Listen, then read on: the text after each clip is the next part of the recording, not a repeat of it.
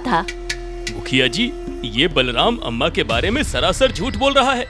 ये बलराम तो खुद चौधरी धीरेन्द्र की खेतों में चोरी करता है और बच्ची की आड़ में अम्मा पे इल्जाम लगा रहा है। अरे शर्म आनी चाहिए तुझे। अम्मा ने उस दिन तारा को पकौड़े के 2 प्लेट दिए थे। तारा ने वहाँ पकौड़े खाए, फिर वहाँ से अपने घर चली गई। इस बलराम चोर को तो गांव से निकाल देना चाहिए। हाँ हाँ, निकालो इस चोर को गांव से बाहर। बलराम, ये मैं क्या सुन रहा हूँ? इस पकौड़े वाली पे तुम झूठा इल्जाम लगा रहे हो। गांव वालों ने ये सब सच तुम्हारे सामने रख दिया है। ये पंचायत में तुम्हारी पहली गलती है, इसलिए पंचायत तुम्हें माफ करती है, लेकिन अगली बार तुम्हें मौका नहीं दिया जाएगा।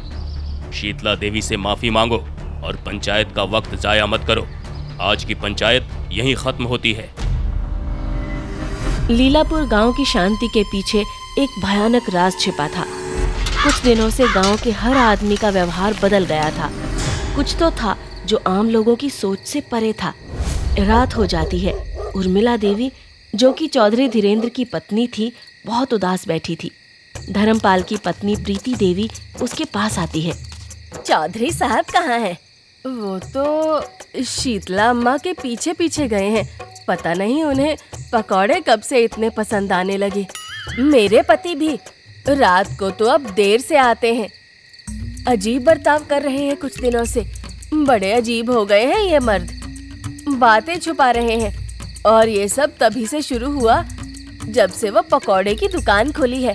मेरे पति भी बिल्कुल यही कर रहे हैं। कल बलराम की बच्ची तारा को अम्मा ने सबके सामने मारा। फिर क्या, बलराम इस बात को पंचायत तक ले गया, लेकिन वहाँ चौधरी साहब ने पंचायत में झूठ बोला। उन्होंने कहा कि बच्ची की गलती थी और अम्मा के पैर छुए और निकल गए उसके साथ अम्मा के ठेले पे। क्या चौधरी साहब ने झूठ बोला? आज तक उन्होंने कभी मुझसे कुछ नहीं छुपाया। फिर ये बात उन्होंने मुझसे कैसे नहीं बताई? और तो और वो मुझसे कभी नजरें नहीं चुराते, पर कल से वो मुझसे नजरें चुरा रहे हैं। बात ही नहीं करना चाहते।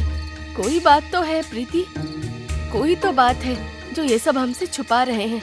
और मुझे तो लगता है उस बुढ़िया ने इन सबको अपना गुलाम बना लिया है। तुम ठीक कह रही हो उर्मिला, ये सब ठीक नहीं है। हमें देखना होगा ये बुढ़िया करती क्या है। उर्मिला, प्रीति और साथ में चंपा, जिसके माथे पर पट्टी बंधी थी,